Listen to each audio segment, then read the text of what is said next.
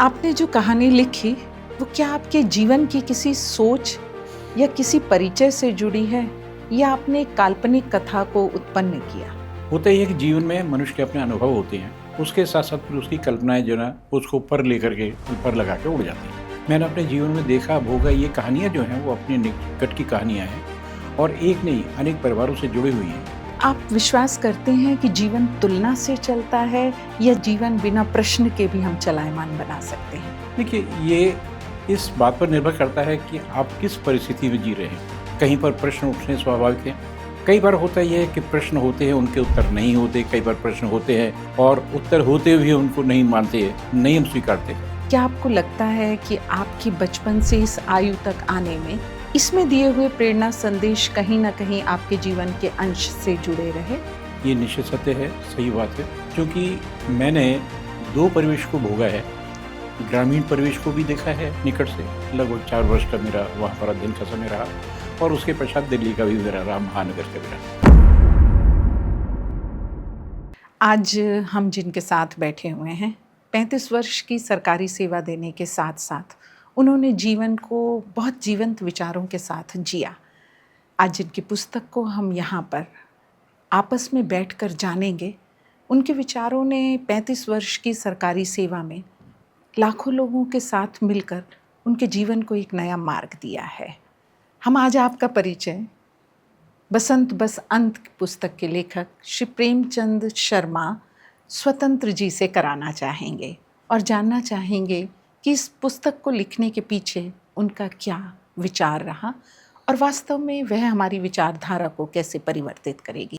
आप सबके मध्य में आज हम स्वागत करते हैं श्री प्रेमचंद शर्मा जी, जो स्वतंत्र के नाम से भी अपने विचारों को हमारे समक्ष में रखते हैं। स्वागत है आपका। धन्यवाद डॉक्टर चावला जी।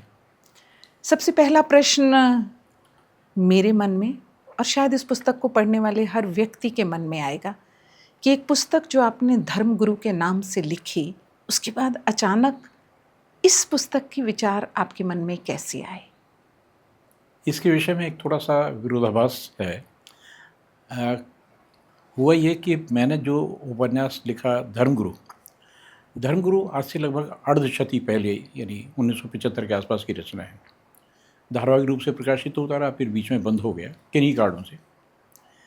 उसके पश्चात अभी जब ये पीछे कोविड का समय आया, तो कोविड का समय में मैं ये दूसरा जो उपन्यास था मेरा बसंत, इसको मैंने अपने विचार में लिया। कारण ये है कि मैं कुछ समाज में देख रहा था, अध्ययन कर रहा था, तो मुझे उससे लगा कि कुछ ऐसी कुरीतियाँ भी हैं, कुछ ऐसे आपस में सामाजिक कारण भी बने हैं जिसके अंदर परिवारों में तोड़ फोड़ चल रही।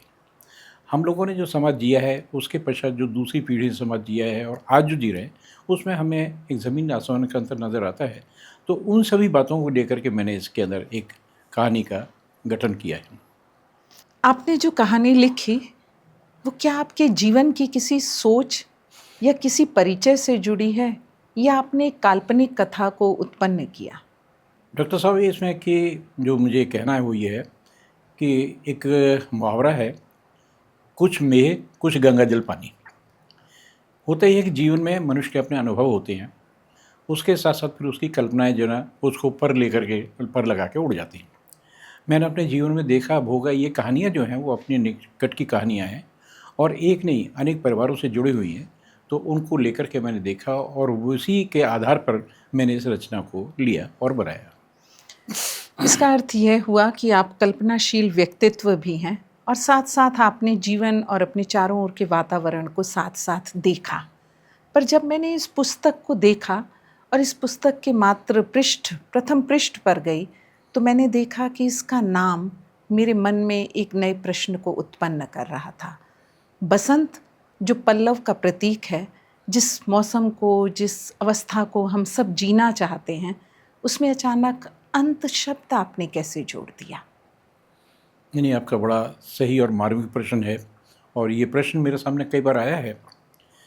तो आप ये देख रहे हैं कि जिस समय वो नवयौवना है, षोडशी है, तो वास्तव में वो अल्लड़ है और मतलब अपने बसंत को जी रही है, भूख नहीं जी रही है और उसके पश्चात धीरे धीरे वो मतलब उस प्रकार से खुल रही है।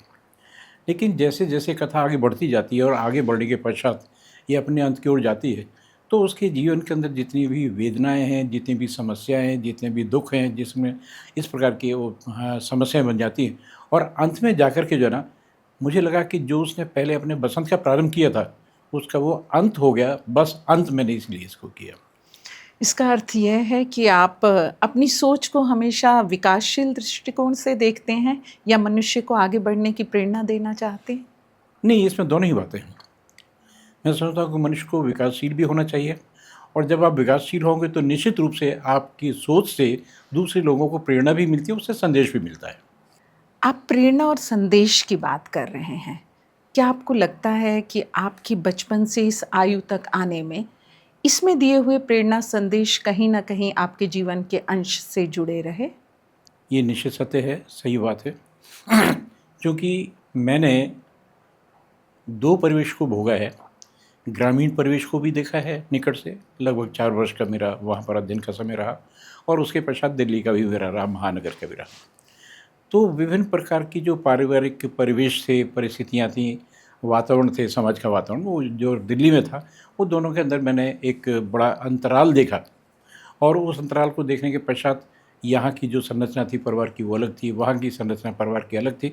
तो उन दोनों को देख कर के कारण ये ना कि वो भी मेरे कहीं मानस के अंदर जम रहे थे, जो गाँव के बीज थे, और यहाँ के भी जो बीज थे मेरे मानस में जम रहे थे। तो जिस समय कुछ थोड़ा-सा मानसिक परिपक्वता आई, तो फिर मुझे लगा कि इनका तुलनात्मक अध्ययन भी होना चाहिए और उसके ऊपर तुलनात्मक चर्चा भी होनी चाहिए। आप विश्वास करते हैं कि जीवन तुलना से चलता है या जीवन बिना प्रश्न के भी हम चलायमान बना सकते हैं? देखिए, ये इस बात पर निर्भर करता है कि आप किस परिस्थिति में जी रहे हैं। कहीं पर प्रश्न उठने स्वाभाविक हैं। कई बार होता ये है कि प्रश्न होते हैं, उनके उत्तर नहीं होते। कई बार प्रश्न होते हैं और उत्तर होते हुए उनको नहीं मानते, नहीं हम स्वीकारते, मौन धारण कर जाते हैं। मौन का जो अर्थ है वो कई बार असहमति नहीं होता है, कई बार जो है उसका अर्थ सहमति भी होता है। हम कहीं मान लेते हैं और फिर खामोशी लगा जाते हैं। तो जहाँ तक इसका सवाल है और जहाँ तक आगे बढ़ने का प्रश्न है, तो मैं समझता हूँ कि आदमी की सोच फिर उसको आगे बढ़ाती है, और फिर आदमी की एक सकारात्मकता या नकारात्मकता, वो जैसा उसको परिवेश मिलता है, जैसी समस्याएं उसके सामने होती हैं, जैसी सोच होती है, उसके अनुसार उसकी बढ़ती रहती है। बहुत खूबसूरती से आप बता रहे हैं कि इंसान की सोच उसे जीवन में आगे बढ़ने जी। की दिशा भी देती है। मौन स्वीकृति भी है, मौन असहमति भी है। मौन स्वीकृति है, लेकिन पाठक ये जानना चाहेंगे कि वह इस पुस्तक को क्यों स्वीकृति दें?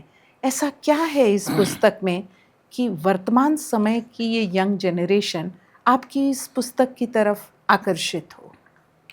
मैं समझता हूँ कि यदि एक पाठक गंभीरता के साथ इस पुस्तक को पढ़ता है, तो 2 स्थिति हमारे मानस में चलती हैं। एक हमारा पठन चलता है, पठन के साथ साथ हमारा मनन चलता है। हम पढ़ते भी रहते हैं, साथ ही साथ उसका मनन भी करते हैं, और फिर अंत में एक स्थिति जो बनती है वो एक निर्णायक स्थिति बनती है कि हमने उसमें से क्या लिया है, क्या खोजा है, क्या पाया है, और फिर उस प्रकार से हम अपना उसका संतुलन बनाते हैं। तो मैं समझता हूँ कि प्रत्येक पाठक को यदि कहीं कुछ सीखना है, जानना है, तो गंभीरता से उसको इसमें उतरना होगा, और उतरने के पश्चात इस विषय को देखना होगा, इसका एक प्रकार से मंथन करना होगा, और मंथन के अंदर जो उसको माखन मिलना है, उस माखन को स्वीकार करना होगा। उसके लिए उसको बहुत प्रयत्न करने होंगे। तो वर्तमान जो युवा पीढ़ी है, पूरे मंथन से उस माखन को निकालते हुए एक वाक्य में बताइए कि वो इसकी तरफ क्यों आकर्षित हो जाए? असल में आज के समय में जो एक परिवार में टूटन है, उस टूटन को मैंने इसमें अभिव्यक्त किया है, और उसको एक श्रृंखलाबद्ध ढंग से मैंने किया है। 2 इसमें जो मुख्य पात्र हैं, एक पुरुष भी है, एक नारी भी है। ऐसा नहीं है कि दोनों के अंदर मतभेद हुए हैं, मतभेद के आधार पे मनभेद हुए हैं। आप ये देखेंगे कि जब उनका जीवन चल रहा है, तो उसमें संघर्ष, और संघर्ष में कई बार आपस में सहमति होती है, कई बार असहमति होती है, कई बार वो मान जाते हैं, कई बार रूठ जाते हैं। तो इस प्रकार से समय समय पर ये कथा जो है मोड़ लेती चली जाती है, और हम ये नहीं कह सकते कि यहाँ पर जो है नायिका ने कहीं कोई अन्याय किया है नायक के प्रति, या हम ये नहीं कह सकते कि नायक ने नायिका के प्रति अन्याय किया है। उन्होंने दोनों ने ही कहानी को साधने का प्रयत्न किया, लेकिन अंततः क्या हुआ वो एक अलग बात है। तो आप ये कहना चाहते हैं कि मतभेद होते रहें, पर वर्तमान पीढ़ी जिस मनभेद की स्थिति से भाग रही है, उसका यह परिचय देती हुई पुस्तक है? मेरा निश्चित बात से ये कहना है और मैं इस बात को लेकर बड़ा चिंतित हूँ। तो मुझे नहीं लगता कि समाज इस विषय में कहाँ तक सोचता है और जो हमारे पहले संस्कार थे, विवाह को जो है ना एक संस्कार के रूप में लिया जाता, आज वो हमारा संस्कार नहीं रहा। आज तो हमने इसको एक प्रकार से व्यापार बना लिया है। तो उससे थोड़ा-सा मुझे पीड़ा होती है और मैं चाहता हूँ कि हम ये देखें कि हम उतरें और एक-दूसरे के मन को पहले समझें। समझने के पश्चात हम उसके पश्चात फिर उसी हिसाब से बातचीत करें और मैं समझता हूँ कि कुछ हमें स्वयं को मनाना होगा उसके प्रति और दूसरे को अपने प्रति मनाना होगा। आप उसमें देखेंगे वो बहुत से कुछ ऐसे प्रसंग हैं और उसमें मैं छोटे से कहूँगा कि जैसे उसकी शीर्षक कम थी, इसकी नायिका की थी और जब नायक को पता लगता है तो उसको बुरा लगा, लेकिन उसके पश्चात भी उसने अपने आप को सँभाल के रखा। तो आप ये कहना चाहते हैं कि इसमें दिए हुए प्रसंग आज की युवा पीढ़ी के लिए सही मार्ग दिखाएंगे। कुछ 1-2 प्रसंग हमारे समक्ष ज़रूर रखिए। देखिए, ऐसा है कि एक प्रसंग का जिसका मैं अभी आपसे बातचीत कर रहा था, जिसके विषय में संकेत कर रहा था। जिस समय धन्या जो उसकी नायिका है, उसका विवाह हुआ, तो उस समय वो छठी कक्षा की मतलब छात्रा थी। प्रतिभाशील थी, सारा सब कुछ था, शिक्षिकाओं की पढ़ी हुई थी। लेकिन यहाँ पर एक देखिए समाज की एक मैं समझता हूँ कि विडंबना है। हम अपने बच्चों को दिखाने के लिए या अपने संबंधों को बनाने के लिए हम किसी भी स्तर तक झूठ भी बोल जाते हैं। और जो इसका एक जो ना सबसे बड़ा कारण बना विक्टन केस में जो मैं बताना चाहता हूँ, तो ये हुआ और जिस समय पति को पता लगा कि यानी जो अस्पताल की बात थी, वहाँ पर वो गई थी और अस्पताल की उसने पर्ची दिखाई। उसने कहा इसको पढ़िए, उसने कहा आप कैसे? तो उसने कहा भई आपने तो 9वीं की हुई है। तो उसने कहा आपको 9वीं किसने बताया? वहाँ जब भेद खुलता है तो वहाँ आपस में एक मनमुटाव हो जाता है। लेकिन उसके पश्चात भी उन्होंने उसको स्वीकार कर लिया, चलो भई ऐसा हो जाता है, कोई बात नहीं, परिस्थितिजन्य है, कोई बात नहीं। तो इसी प्रकार से फिर एक जो स्थिति है कि उसने अपने आप को एक माँ बनने की अवस्था में प्रस्तुत करने का प्रयत्न किया। वो भी बहुत बड़े झूठ का आधार था। जिस समय उसको ये पता लगा तो उसने फिर उसको भी कहा कि भई ये जो आपने गलत वो किया है। और यहाँ पर मैं एक बात ये कहना चाहूँगा आज की नई पीढ़ी के लिए और नई पीढ़ी में दोनों के लिए, बच्चों के लिए भी और बच्चों के माता-पिता के लिए भी। बच्चों के जीवन में वो बिना बात के दखल ना करें, बिना बात के उसमें बोझ ना डालें और एक जो नित्य समाचार वाली स्थिति बनती है ना कि प्रातः होते ही दोनों ओर से मोबाइल घूम जाते हैं कि कल का क्या हुआ रहा, आज का क्या हो रहा, आज क्या करना है, कल क्या करना है। ये जो नित्य प्रति की घटना है ये समाप्त हो जानी चाहिए। कारण ये है ना कि इसमें धन्या को जो ये सब कुछ भोगना पड़ा, उसकी माँ के जो एक शिक्षा थी, माँ की जो सीख थी, जो गलत थी, उसके कारण से भोगना पड़ा। तो यदि ये समाप्त हो जाती है, आज के समय में बहुत है, मैं तो देखता हूँ मेरे परिवार में भी है, मेरे समाज के जो और दूसरे क्षेत्र हैं वहाँ पर भी है, मेरे मिलने-जुलने वाले पर भी, वहाँ पर सबसे अधिक यही होता है कि बच्चा जो ना, बच्ची, वो विशेष रूप से वो माँ के ही उसमें चलती है और माएँ आज उनको सही दिशा नहीं दे पा रही हैं। ये हमारा एक बहुत बड़ा दुर्भाग्य है। समाज दोनों तरह के परिप्रेक्ष्य से चलता था और ये कोई आज का विषय नहीं है। ये हमारी एक अपनी सोच होती है और हमारी अपनी समझ होती है कि जो हमें चीज़ अच्छी लगती है तो हम सामने वाले के विचार को खुले हृदय से अपना स्वीकार लेते हैं। लेकिन जैसे ही हमारी विचारधारा उनसे नहीं मिलती है तो हम उसे अस्वीकार कर देते हैं। मुझे लगता है कि माता की सोच सदैव अपनी पुत्री के लिए या माता-पिता दोनों की सोच अपनी पुत्री के लिए कभी भी गलत दिशा नहीं देती है। पर आपके नाम के आगे जो स्वतंत्र शब्द लगा है, वो दिखाता है कि आप अपने विचारों को बड़ी स्वतंत्रता से रखकर और उसे दूसरों के सामने प्रकटित करने के लिए बाध्य हो रहे हैं। तो आपको लगता है कि ये स्वतंत्रता आज के समय में इस पूरे के पूरे माहौल को जिसे आप कह रहे हैं, जो बहुत तीव्र गति से परिवर्तनशील हो रहा है, उसको बदलने में कारगर होगी? देखिए डॉक्टर साहिबा इसमें एक शब्द स्वतंत्र आपने जो बात कही, स्वतंत्र होना बहुत अच्छी बात है और होना भी चाहिए। लेकिन स्वतंत्र के साथ में एक शब्द और है स्वच्छंद। स्वच्छंद होना ठीक अपने आप में नहीं और स्वच्छंद से भी आगे बढ़ कर के जब व्यक्ति उच्छृंखल हो जाता है यानी वो भी एक स्वतंत्रता का स्वरूप है। वो कहते नहीं हम तो स्वतंत्र हैं, हम तो ये कर सकते हैं, हम तो वो भी कर सकते हैं। तो वो जो है एक प्रकार से एक सही सोच अपने आप में नहीं है। और सामने वाले को जो कुछ आप कहना चाहते हैं या जो सामने वाला आपको बताना चाहते हैं, आप उसका अनादर कर रहे हैं, आप उसको अस्वीकृति दे रहे हैं, ये मत जानने के पश्चात भी कि ये एक पूरी पीढ़ी बीतने के बाद में इनके जो अपने अनुभव हैं उसके आधार पर बात कर रहे हैं। और हम जो ना आज के नई उसमें आपके भी अनुभव में आता होगा और आप सभी जानते हैं, आज की मैं युवा पीढ़ी को देखता हूँ, माँ बाप कुछ कहते हैं तो छूटते ही वो कहते हैं कि पापा आपको क्या पता। यानी आप ये देखिए कि जो 45-50 वर्ष का व्यक्ति है उसको नहीं पता, और ये जो 16-17 साल का व्यक्ति है उसको सब पता है। तो इस प्रकार की ये जो उच्छृंखल सोच है, जो उद्दंडता है, ये समाप्त होनी चाहिए। अगर ये समाप्त हो जाती है और बड़ों के प्रति आदर बन जाता है तो अपने आप आदमी सुधर जाता है। सबसे बड़ी बात है आज जो स्थिति है वो अनादर की स्थिति है सभी के लिए और सभी प्रकार से। हमें लगता है कि समाज आदर और अनादर के भेद को प्रारंभ से ही लेकर चला है, और हम उस आदर और अनादर को भी अपने जीवन के साथ हुए हुए निर्णयों को लेकर उसकी अपने अनुरूप परिभाषा देते हैं। पर आपके नाम में दो शब्द जो बेहद करीब लगे, एक स्वतंत्र होना और दूसरा प्रेम। तो मुझे लगता है प्रेम और स्वतंत्रता को आप कैसे इस पुस्तक के अनुबंध में बांटकर और बांधकर देखेंगे? आपने एक बहुत ही मार्मिक प्रश्न उठाया है, प्रेम का और स्वतंत्र का। असल में प्रेम जो है ना, जहाँ तक मैं समझता हूँ, प्रेम एक अनुभूति है। और अनुभूति जो है वो हमारे मानस से तो जुड़ती ही है, साथ के साथ हमारे जो हृदय की गहराई है उनके साथ भी जुड़ती है। और जब यहाँ पर व्यक्ति आ जाता है, उस स्तर पे पहुँच जाता है, तो वहाँ पर जो आदान प्रदान की सोच है वो लगभग समाप्त हो जाती है। और उसमें एक प्रकार से जो उसके सामने विकल्प होता है वो होता है त्याग का, समर्पण का। यदि दोनों ही पक्ष त्याग और समर्पण की सोच से आगे बढ़ें और उसी प्रकार से आगे बढ़े, तो मैं समझता हूँ कि वहाँ पर जो ना प्रेम का निश्चित रूप से एक होना, उत्पन्न होना, उसके साथ साथ उसका पोषण होना, और पोषण होने के पश्चात उसका आगे बढ़ना, वहाँ पर जो ना ये बहुत ही निश्चित है और स्वाभाविक है।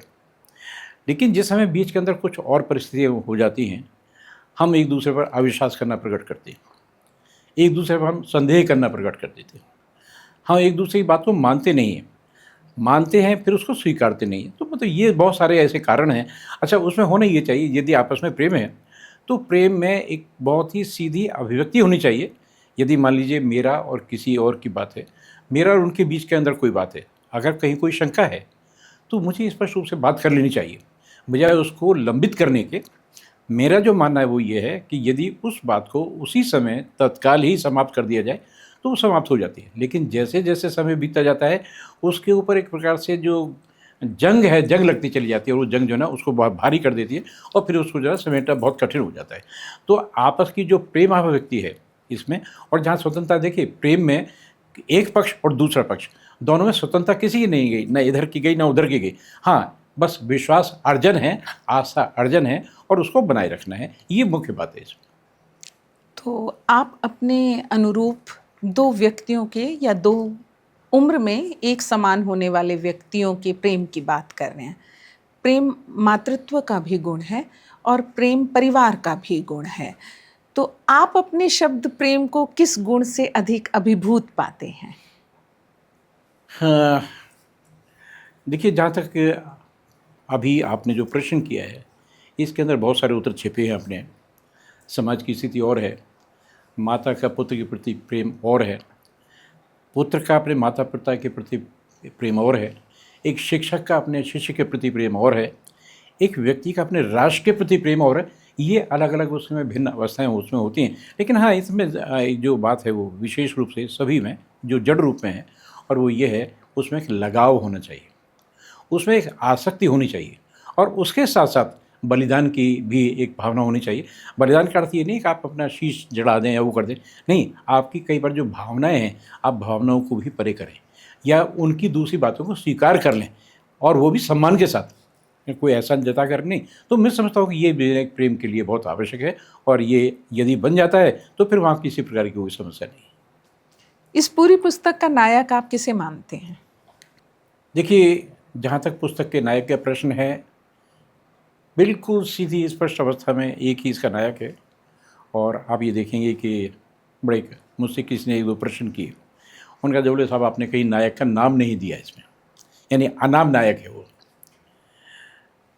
लेकिन मैं समझता हूँ कि इसका जो नायक है वो हमारे जीवन के हर क्षेत्र के अंदर है। एक वो पति के रूप में भी है, एक वो पुत्र के रूप में भी है, एक वो बहन भाई के रूप में भी है, और उस उपेक्षित जमाता के रूप में भी है जिसको सास ससुर ने एक छोटे मतलब उसको जमाता को प्राप्त करने के पश्चात जो धनाढ़ है और उसको जो है उन्होंने उपेक्षित कर दिया और इस प्रकार से अपमानित करना प्रारंभ कर दिया, उस रूप में भी। तो मैं समझता हूँ कि नायक की जो ना अलग अलग जो खंड हैं उन सभी खंडों को जोड़ने के पश्चात ये जो ना नायक बनता है इसमें। तो आपकी पुस्तक के नायक के अगर मैं 2 गुण जानना चाहूँ जो आपको लगते हैं कि आज की युवा पीढ़ी में होने चाहिए, वो 2 गुण बताइए हमें। 2 गुण में पहला तो यह है कि उस व्यक्ति के अंदर सहनशीलता है। भले ही उसे नायिका की बहुत सारी बातों का पता लगा, बहुत सारी बातों को उसको बुरा भी लगा, कई बार वो नायिका बिना बताए अपने मैके पियर भी चली गई, वो कई बार वहाँ से वापस भी लौट आया वैसे भी। और मैं समझता हूँ कि ये जो एक आत्मिक लगाव था, आत्मिक प्रेम था, ये मतलब उसमें विशेष बात रही। लेकिन उसके पश्चात दूसरी बात जो है वो ये है कि जिस समय पानी सिर से गुजर गया, जिसको कहते हैं कि सहनशीलता की सीमा को भी लांघ गया, तो वहाँ जा कर के फिर उसने कहते हैं ना कि जैसे कोई बीमारी हो जाती है तो उसका हम बार बार इलाज कराते हैं, दवाई भी खाते हैं, औषधि भी खाते हैं, जब नहीं होता तो डॉक्टर अंत में कहते हैं भाई अब इसका जो है ना शल्य चिकित्सा करानी पड़ेगी, इसका ऑपरेशन कराना पड़ेगा। और फिर ऑपरेशन हुआ और आप ये देखिए कि ऑपरेशन जो है ना वो एक दुखद स्थिति लेकर के सामने आया। कम से कम मुझे वो थोड़ा सा झकझोरता है, मुझे लगता है कि ऐसी स्थिति नहीं बननी चाहिए, ये अप्रिय स्थिति है किसी के लिए भी। तो आपका कहने का तात्पर्य ये है कि समय के अनुरूप अपने विचार और अपनी कार्यशैली में परिवर्तन करने वाला यह जो आपका नायक रहा, यह आपके मन के करीब है। जी। अब अगला प्रश्न यह है कि नायिका के ऐसे क्या 2 गुण हैं जिसे आप समझते हैं कि आज की युवा पीढ़ी को धारण करना चाहिए? नायिका में जो विशेष बात है वो ये है कि एक शब्द है कि नायिका पूर्ण रूप से प्रेम पगी है, प्रारंभ से लेकर के अंत तक। इतना सारा सब कुछ हुआ, इतना उसको विछोह भी करना पड़ा, सहन करना पड़ा, इतनी इस प्रकार से विसंगतियाँ भी उसके जीवन में आई, लेकिन उसका नायक के प्रति जो आकर्षण है, लगाव है, प्रेम है, वो कभी समाप्त नहीं हुआ, पहली बात। दूसरी बात यह है कि जिस समय उसके माता पिता का उसके पति के प्रति अर्थात नायक के प्रति जिस समय वो विभेदकारी वातावरण उत्पन्न हुआ तो उसने वहाँ उसका विरोध किया, शाब्दिक भी और अनुभूति के माध्यम से उसने जताया। जैसे कि वो विवाह के समय पर हुआ था और विवाह से पहले जिस समय वो सगाई के लिए वहाँ पर जा रहे थे, उनको देखिए कि आमंत्रण, हमारे यहाँ पर एक जो भारतीय संस्कृति है उसमें ये है कि जो पहला जमाता होता है उसको पूरा मान सम्मान दिया जाता है और घर के अंदर जो दूसरे भी मांगलिक कार्य होते हैं उसके अंदर उसकी सहमति ली जाती है, उसको साथ में सम्मिलित किया जाता है। लेकिन यहाँ पर नहीं हुआ, तो इस समय यहाँ पर जो नायिका है, नायिका की अपने पति के प्रति एक जो श्रद्धा है वो सामने उसको लेकर के आई है और उसने वहाँ पर भी उसका विरोध किया। भले ही उसका विरोध काम नहीं कर पाया, वो एक अलग बात है, लेकिन उसके अंदर दोनों ही बातें हैं, उसका आसक्ति भी है, प्रेम भी है, श्रद्धा भी है और वो कहीं ना कहीं प्रयत्न करती है, प्रयास करती है कि इससे निपटा जाए, लेकिन नहीं निकट पाती, ये उसका अपना दुर्भाग्य है। इसका अर्थ यह हुआ कि यह किताब भारतीय संस्कृति के उद्देश्यों को अपने अंदर समेट रही है और अगर कोई पुस्तक इस पुस्तक को पढ़ता है, कोई व्यक्ति इस पुस्तक को पढ़ता है, तो उसके लिए प्रेम का अर्थ समर्पण भी है और प्रेम का अर्थ धैर्य भी है।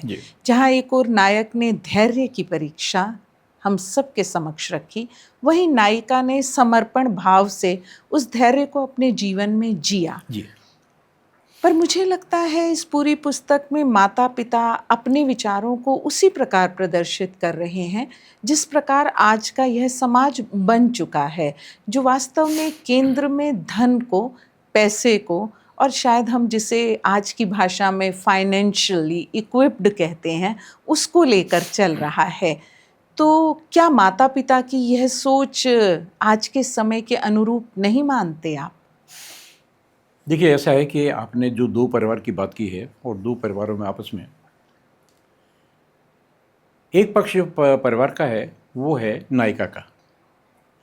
दूसरा पक्ष परिवार का जो है वो है नायक का, पति का। आप यदि दोनों का अध्ययन करेंगे तो दोनों के अध्ययन की एक जो वातावरण है, सोच है, उसमें आपको बहुत अंतर मिलेगा। जो वर पक्ष है, वर पक्ष का जो नायक है, जो वर पक्ष है, उसका जो परिवार है, वो बहुत प्रारंभ से ही यहाँ महानगर में रह रहा है। वो भले ही श्रमिक है, मतलब कैसे भी है, लेकिन उसकी सोच कुछ इस प्रकार से है। और ये जो नायिका है, नायिका का जो एक अपना मायका है, वो एक छोटे से कस्बे में, जैसे पहले कस्बा जैसे टाउनशिप कहते हैं, तो उसमें वहाँ पर तो उनका सोच उस हिसाब से है। अब वहाँ से आने के पश्चात होता ये है कि जब व्यक्ति को कोई बड़ी चीज़ मिल जाती है तो फिर आदमी थोड़ा बिफर जाता है या अपने सीमाएं लांघने लगता है और उसको कुछ ऐसा लगता है कि मैंने बहुत कुछ पा लिया। लेकिन यहाँ जब हम पति के परिवार की बात करते हैं तो पति के परिवार में आप सबसे बड़ी जो बात देखेंगे, उसके अंदर सास जो है, लड़की की सास, नायिका की, यानी पति की माँ, बड़ी समझदारी से हर मामले को सुलझाती है, हर वो उसमें करती है। जैसे कहीं डाँटना डपटना होता है तो उनको डाँट डपट भी देती है, जहाँ पर उनको बुलाना होता है बुला भी दिए, जहाँ उनको प्रेम प्रदर्शन करना होता है वो भी करती है। तो ये दोनों परिवारों की सोच, यदि इसी प्रकार की परिवार की सोच इधर भी रही होती, बल्कि मैं समझता हूँ कि जो कन्या पक्ष का जो परिवार था, उसमें यदि एक व्यक्ति की भी रही होती, वहाँ पर क्या है, पति पत्नी दोनों संयुक्त हो गए, दोनों आपस में मिल गए। अगर उसमें पत्नी पति का विरोध करती है, हो सकता है ये संभव नहीं हो पाता, या पति इस प्रकार की सोच को ना लेकर के वो करता है। लेकिन वहाँ जैसे आपने बताया ना, एक धन की और एक मतलब इस प्रकार से लालसा मतलब सारा, और उसी के आधार पर किसी के मूल्यांकन की बात बनती है, तो वो उनके ऊपर जो उनकी आंखों पर चश्मा चढ़ा हुआ था, तो उस चश्मे से देख रहे थे और ये अपने वास्तविकता देखती है, सार्थकता देखती है। और यहाँ पर ऐसा कहीं कुछ सोच नहीं है लड़के के पक्ष में, तो इन परिवारों की दोनों सोचें थोड़ा अलग अलग है। अगर दोनों परिवारों की सोच ठीक ठाक हो जाए, आप देखेंगे जगह इसमें प्रसंग भी है कि जिस समय वो वहाँ पर निमंत्रण पत्र देने गए हैं, तो उन्होंने कहा देवले साहब आप हमारी लड़की को भेज दीजिए और आप बाद में आ जाना। जबकि होता ये है कि सबसे पहले जब हम निमंत्रण दे रहे हैं तो परिवार के मुखिया का होता है, और हमारे यहाँ तो मतलब श्रद्धा जो होती है, मान होता है, जो होता है प्रतिष्ठा होती है, वो सास ससुर की पहले होती है, वो तो बाद में है ना। लेकिन वो चीज़ यहाँ पर नहीं है। तो यहाँ पर थोड़ा सोच है, दोनों के वातावरण का है या शिक्षा का है, या जो भी हम कह लें, यहाँ पर दोनों परिवारों में अंतर है। पूरी की पूरी पुस्तक और पूरी की पूरी चर्चा इस बात की ओर इशारा कर रही है कि जहाँ हमें वर्तमान समय में भारतीय संस्कृति की मूल्यों को अपने अंदर धारण करना है, वहाँ आज की युवा पीढ़ी के विचारों को, और जिसे हम स्वतंत्र विचार कहते हैं, उसको भी अपने परिवार में जगह और स्थान देना है। तो मुझे लगता है श्री प्रेमचंद शर्मा स्वतंत्र जी अपने नाम के अनुरूप प्रेम और स्वतंत्रता दोनों को प्रदर्शित करते हुए एक बहुमूल्य कृति आपके समक्ष लाए हैं। और जब हम बसंत बस अंत को अपने जीवन में धारण करेंगे तो यह सोच हमारे समक्ष आएगी कि जीवन मात्र रुकता नहीं है या मात्र चलता ही नहीं रहता है। ठहराव भी जीवन जीने की एक अवस्था है और चलायमान और गतिमान होना भी एक अवस्था है। तो अगर आप चलना चाहते हैं, अगर आप जीना चाहते हैं, अगर आप इस जीवन के हर लुत्फ़, हर कण को अपने जीवन में धारण करना चाहते हैं, तो सारे विचार आपको बसंत बसंत में मिलेंगे। चलते चलते एक वाक्य हमारे पाठकों के लिए भी अवश्य कहिए। ऐसा है कि जैसे आपने अभी सुना, इसके ऊपर हमने विषय चर्चा की और विभिन्न पहलुओं को लेके की, विभिन्न पक्ष हमने उसमें लिए। और यदि आप ध्यान से इसको सुने तो मैं समझता हूँ शायद कुछ इसमें ऐसा नहीं बाकी बचा जिसके ऊपर हमने चर्चा नहीं की होगी, चर्चा की। एक मैं आपकी जानकारी के लिए बता देना चाहता हूँ कि देखिए, जब कोई इस प्रकार की रचना सामने आती है तो किसी न किसी को प्रभावित करती है। अभी पिछले वर्ष नहीं, इसी वर्ष भारत सरकार ने पुस्तकें आमंत्रित की थी अपनी दिल्ली पब्लिक लाइब्रेरी के लिए, और उसके अंदर ये पुस्तक भी गई थी और भारत सरकार की ओर से इसको संस्कृति मिली, और उसके पश्चात ये दिल्ली पब्लिक लाइब्रेरी स्वीकृत भी हो गई। आज ये दिल्ली पब्लिक लाइब्रेरी की हर शाखा के अंदर उपलब्ध है। अर्थात ये हुआ कि वहाँ जो इसका विश्लेषक था, जो जिसने मूल्यांकन किया है, उनको कहीं कुछ ऐसा लगा होगा कि इसके अंदर जो भी है वो लोगों तक पहुंचना चाहिए, जनता तक पहुंचना चाहिए और उनके लिए एक ये सर्वोपयोगी होगी। तो इस प्रकार से उन्होंने, तो मैं तो इसके माध्यम से केवल एक बात कहना चाहूँगा कि यदि आप जीवन के पक्षों को देखना चाहते हैं, तुलनात्मक पक्ष को देखना चाहते हैं, बहुत सारी बातें हैं इसके अंदर, मेरे पास में यहाँ पर नहीं है। कुछ लोगों ने लिखा जब साहब आपने तो पुराना जीवन जो इसके अंदर जिया है, आपने इसमें हुक्के की भी बात की, आपने इसमें चिलम की भी बात की है, पुराने इंजन की भी बात की। कारण ये ना कि मैंने वो सारी चीज़ें जो दर्शाई हैं इसके अंदर, वो उसको एक यानी जो सही रूप है, उसका जो मौलिक रूप है, मौलिक रूप देने के लिए किया है। अब ऐसा नहीं है कि साहब मैं यहाँ घर में बैठा बैठा जो है गाँव के चित्रण कर रहा हूँ, वहाँ पर खेत उग रहे थे, वहाँ पर ये था, वहाँ पर वो था, लेकिन चूँकि मैंने वहाँ गाँव के जीवन जिया है, मुझे पता है कि वहाँ पर कैसी ईख फैली जाती है, कहाँ पर गन्ना होता है, क्या पर बहुत सारी बातें। तो कुल मिलाकर के मैं हर एक पाठक से ये कहना चाहूँगा और श्रोता से विशेष रूप से कि आप केवल इसलिए नहीं कि मैं आपको ये कह रहा हूँ कि भाई आप ये पुस्तक लीजिए और मेरी इसकी बिक्री कीजिए, आप एक बार जो है भारतीय मूल्यों को समझने के लिए, भारतीय संस्कृति को समझने के लिए, भारतीय परंपरा को समझने के लिए और आज जो परिवार के अंदर टूटन है, उस टूटन से अपने आप को बचाने के लिए, और जो आज हमारे अपने वरिष्ठों के प्रति हमारे आज अवमानना की स्थिति है, उससे पीछे हटने के लिए मैं चाहूँगा कि इसका अध्ययन हर पाठक को, हर श्रोता को करना चाहिए। बिल्कुल, और हमें भी लगता है कि अगर भारत सरकार अपनी लाइब्रेरीज़ में इस पुस्तक को जगह दे रही है, अगर पुस्तकालय में यह पुस्तक शोभा का विषय बन रही है और जो विचार आपने यहाँ पर रखे, जो आपके स्वयं के विचार हैं, अगर हम उन सबको मिलाकर देखें तो वास्तव में पूरे समस्त समाज के लिए यह पुस्तक एक नए अध्याय को आरंभ करेगी। तो जिसमें ग्रामीण से लेकर शहरी क्षेत्र और आपके जीवन के 60, 65 और 70 वर्षों का जो अनुभव है और जो सबसे बढ़ी हुई पीढ़ी है, अर्थात जिसने ग्रामोफोन से सुनना शुरू किया था और जो आज मोबाइल पर आकर अपने बच्चों के साथ इंस्टाग्राम पर भी आ रही है, वह पीढ़ी अगर कोई संदेश लाती है और यह युवा पीढ़ी उसे धारण करती है, तो हमें लगता है भारतीय संस्कृति को आगे बढ़ाने के लिए बसंत बस एक अंत एक खूबसूरत पुस्तक के रूप में हम सब के समक्ष आई है और हम सब उसको पढ़कर अपने जीवन को एक नया अध्याय देने की कोशिश करेंगे। यहाँ यह बात रखनी बहुत आवश्यक हो जाती है कि जो विचार यहाँ पर रखे गए वह स्वयं लेखक के विचार हैं और लेखक के विचार आपके जीवन को किस प्रकार प्रभावित करते हैं या आप उसको किस प्रकार ग्रहण करते हैं, यह स्वयं श्रोता और पाठक के ऊपर निर्भर होगा। और लेखक के विचार खुले दिल से अगर आप सुनकर और उनमें से चयन कर कर अगर लेखक तक उन संदेशों को पहुंचाने के लिए प्रयत्नरत रहेंगे, तो मुझे लगता है बसंत बस अंत वास्तव में हमारे जीवन के बसंत का आरंभ बनेगी। पुनः पुनः हम आपका धन्यवाद करना चाहेंगे। अनुमति लेते हुए बस एक बात जोड़ना चाहूँगा कि जिस समय भारत सरकार ने इसकी जो इसका मूल्य है उसको स्वीकार किया है और जिसके अब मापदंड है उनको स्वीकार किया है और इसको भेजा है, तो यदि आप जैसे जो विदुषी हैं, जो दूसरे लोग हैं, वो अगर इस बात को करें, तो मेरा ये मानना था कि यदि इसको विद्यालय स्तर के ऊपर या विश्वविद्यालय स्तर के ऊपर यदि इसको माध्यमिक, कारण ये ना कि जो नई पीढ़ी हमारी जुड़ती है माध्यमिक विद्यालयों से, वरिष्ठ माध्यमिक विद्यालयों से, यदि वहाँ पर इसको एक पाठ्यक्रम के रूप में अगर स्वीकृति मिल जाती है, तो ये एक बहुत बड़ा सरकार का एक मतलब कहना चाहिए एक वरदान होगा नई पीढ़ी के प्रति कि वो उसको सुधारने के अंदर कुछ मतलब वो करती है।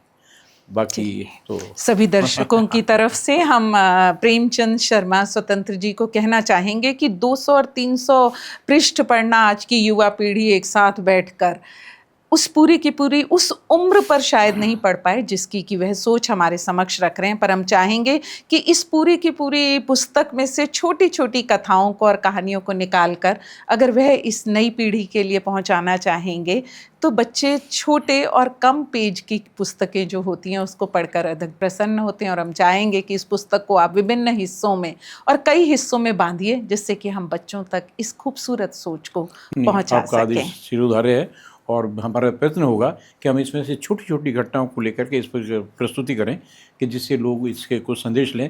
हमारे धर्मगुरु का भी इसी प्रकार से चल रहा है, उसके अंदर छोटे छोटे संदेश आ रहे हैं। तो मैं आभारी हूँ आपका, आज आपने मतलब अपना अमूल्य समय दिया और पुनः पुनः सभी श्रोतागण और पूरे इस पुस्तक परिवार, हम जिससे जुड़े हैं उसे पुस्तक परिवार कहते हैं जी, जी। क्योंकि हम पुस्तकों से अपने जीवन को दिशा देने की कोशिश करते हैं। मैं सबकी तरफ से आपका धन्यवाद करना चाहूँगी कि इतनी खूबसूरत पुस्तक आपने हमारे परिवार में जोड़ी है और हम उम्मीद रखेंगे कि आगे भी आप ऐसे ही लिखते रहेंगे और हमारे पाठकों के लिए जीवन की एक नई प्रगतिशील विचारधारा लाएंगे। पुनः पुनः धन्यवाद। धन्यवाद डॉक्टर साहब।